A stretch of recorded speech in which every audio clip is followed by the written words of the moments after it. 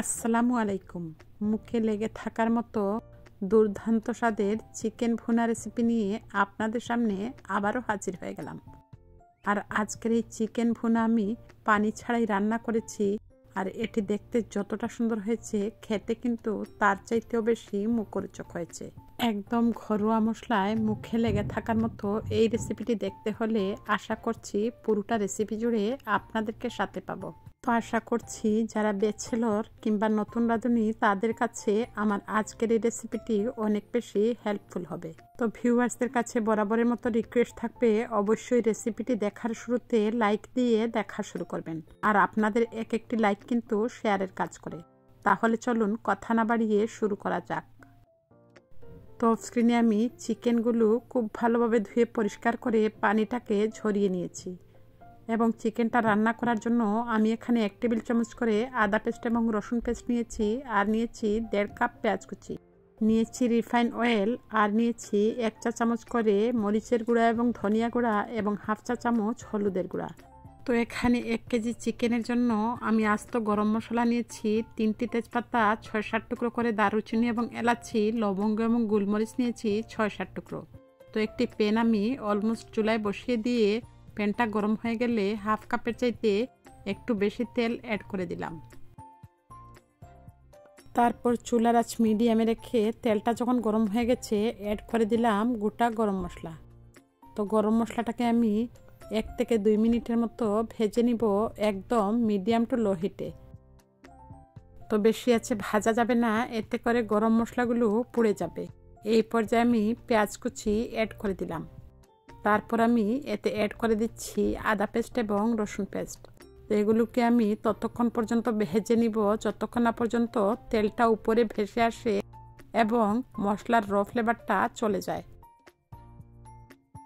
তো দেখুন আস্তে আস্তে ভাজতে ভাজতে আমার পেঁয়াজের ভেতর থেকে পানি আসতে শুরু করেছে এবং পানিটা শুকিয়ে যাওয়ার পর যখন তেলটা ভেসে উঠবে ততক্ষণ পর্যন্ত ভেজে নিব। তো মিডিয়াম টু লো হিটে আমি 2 থেকে 3 মিনিটের মতো ভেজে নিয়েছি। এবারে দেখুন তেলটা কিন্তু ছাড়তে শুরু করেছে এবং মশলার র ফ্লেভারটা চলে গেছে। এই পর্যায়ে আমি অ্যাড করে দিলাম গুঁড়া মশলা।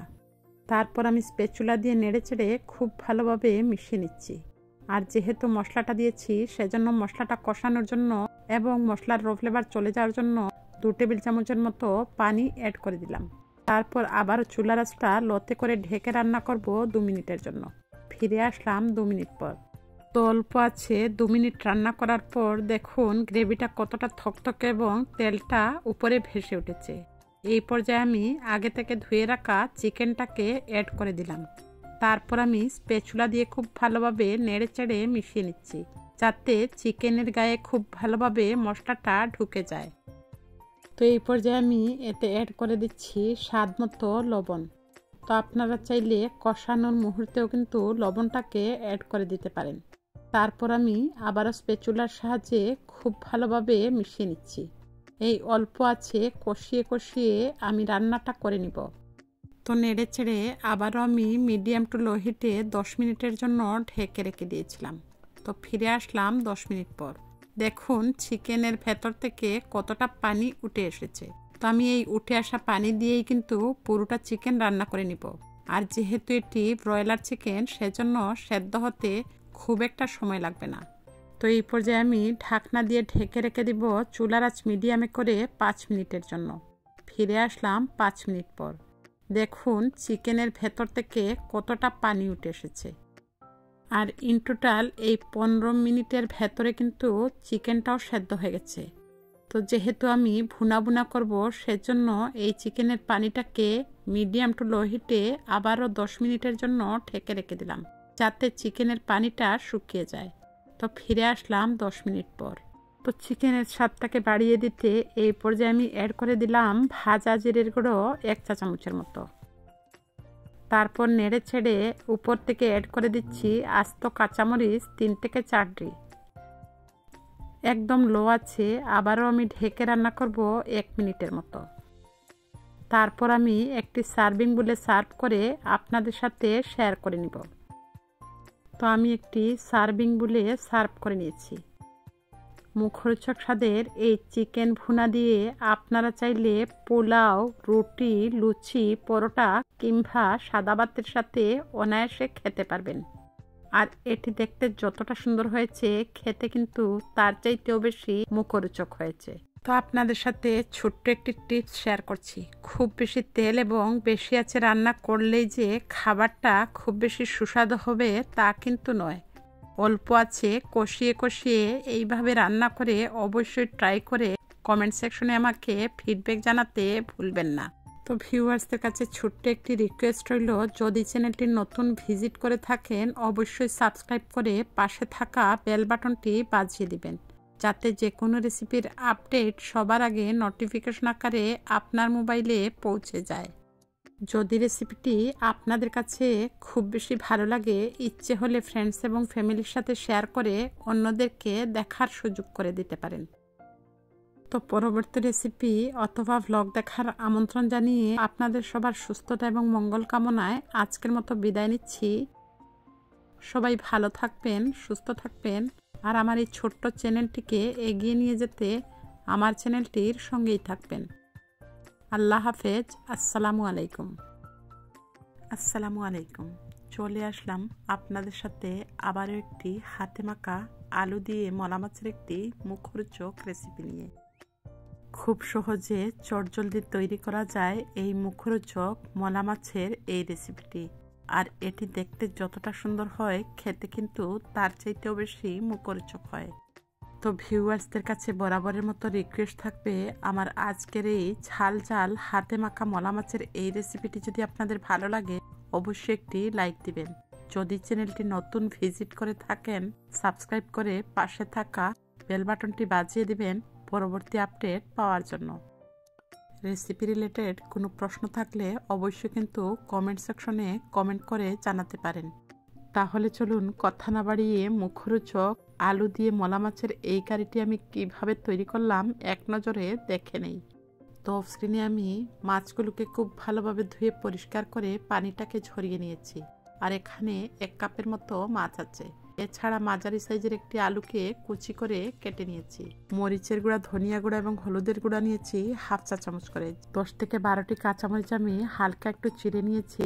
এছাড়া নিয়েছি রসুন পেস্ট এবং পেঁয়াজ পেস্ট। এছাড়া নিয়েছি রিফাইন অয়েল এবং লবণ। তো এগুলো আমি পরিমাণ মতো অ্যাড করে দিব। ফার্স্ট আমি প্যানের মধ্যে অ্যাড করে দিচ্ছি কুচি করে নেওয়া আলুগুলো। যেহেতু মাছটা অনেকটাই সফট, সেজন্য আলুর সাথে প্রথমে সমস্ত ইনগ্রিডিয়েন্টস মিশিয়ে নিচ্ছি। প্রথমে আমি গুঁড়া মশলাটা অ্যাড করে দিলাম। এতে অ্যাড করে দিচ্ছি পেঁয়াজ পেস্ট 1/2 কাপ এবং রসুন পেস্ট 1 চা চামচ। এতে অ্যাড করে দিচ্ছি কিউব করে কেটে রাখা একটি মাঝারি সাইজের টমেটো। আর অবশ্যই টমেটোটা দেওয়ার চেষ্টা করবেন, এতে করে হাতে মাখা এই কারিটা খেতে খুব বেশি ভালো লাগে। অ্যাড করে দিচ্ছি চিড়ে রাখা কাঁচামরিচগুলো। তো ঝালটা অবশ্যই আপনাদের টেস্ট অনুযায়ী বাড়িয়ে কিংবা কমিয়ে দিবেন। তারপর আমি স্বাদ মতো লবণ দিয়ে দিচ্ছি। সবশেষে আমি এতে অ্যাড করে দিচ্ছি রিফাইন অয়েল।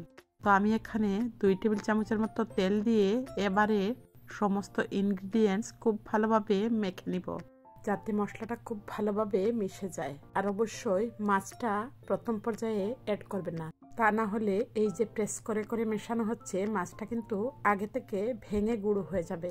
তো দেখুন আমি খুব ভালোভাবে কিন্তু মিশিয়ে নিয়েছি। তো সব কিছু মেশানো হয়ে গেলে এই পর্যায়ে আমি মাছগুলোকে অ্যাড করে দিলাম। তারপর আমি খুব সাবধানতার সহিত মাছটাকে আলতোভাবে মিশিয়ে নিচ্ছি। তো মেশানো হয়ে গেলে উপর থেকে আমি আবারও অ্যাড করে দিচ্ছি 5 থেকে 6 টুকরো টমেটো। দিয়ে দিচ্ছি পরিমাণ মতো পানি। তো আমি 1/2 কাপের চাইতে একটু বেশি পানি অ্যাড করে দিচ্ছি। তো ঝোলটা আপনাদের পছন্দ মতো অ্যাড করে দিবেন। আমি যেহেতু মাখা মাখা রাখবো সেজন্য পানির পরিমাণটা কমিয়ে দিয়েছি। এই পর্যায়ে আমি চুলার মধ্যে বসিয়ে দিলাম এবং চুলার আঁচটাকে মিডিয়াম হিটে করে মাত্র 5 মিনিটেই কারিটিকে রান্না করে নিব। যেহেতু আমি আলুটাকে কুচি করে কেটে নিয়েছিলাম সেজন্য এটি সেদ্ধ হতে খুব একটা সময় লাগবে না। তো ঠিক 5 মিনিট পর উপর থেকে আমি ধনেপাতা কুচি অ্যাড করে দিলাম। তারপর হালকা একটু নেড়েচেড়ে মিশিয়ে নিচ্ছি। দেখলেন তো কত সহজে তৈরি হয়ে গেল হাতে মাখা আলু দিয়ে মলা মাছের এই কারিটি। তো ধনেপাতা দেওয়া হয়ে গেলে আবারও আমি লো আঁচে 1 মিনিটের মতো রান্না করে নিয়েছি। ফাইনালি আমার মলা মাছ দিয়ে আলুর এই কারিটা কিন্তু তৈরি হয়ে গেছে। এবারে আমি অফ স্ক্রিনে সার্ভিং বলে সার্ভ করে নিয়েছি এবং আপনাদেরকে দেখিয়ে দিচ্ছি আমার কারির ফাইনাল লুকসটা। কি দেখে জিভে জল আসছে? তো আলু এবং মলা মাছের হাতে মাখা এই কারিটি দেখতে যতটা সুন্দর হয়েছে, খেতে কিন্তু তার চাইতেও বেশি মুখরোচক হয়েছে। তো আমার কাছে মাছ মাংসের চাইতেও বেসিক্যালি ছোট মাছ কিংবা যে কোনো ধরনের মাছের কারি খুব বেশি ভালো লাগে। আশা করছি আপনাদের কাছেও আমার আজকের এই হাতে মাখা আলু এবং মলা মাছের এই কারিটি খুব বেশি ভালো লেগেছে। আশা করছি আপনাদের কাছেও এই রেসিপিটি খুব বেশি ভালো লেগেছে। আর এইরকম ছোট মাছের কারি হলে অনায়াসে কিন্তু প্লেটের ভাত শেষ হয়ে যাবে। তো ভিডিওটি ছেড়ে যাওয়ার আগে ভিউয়ার্সদের কাছে রিকোয়েস্ট থাকলো অবশ্যই একটি লাইক দিবেন।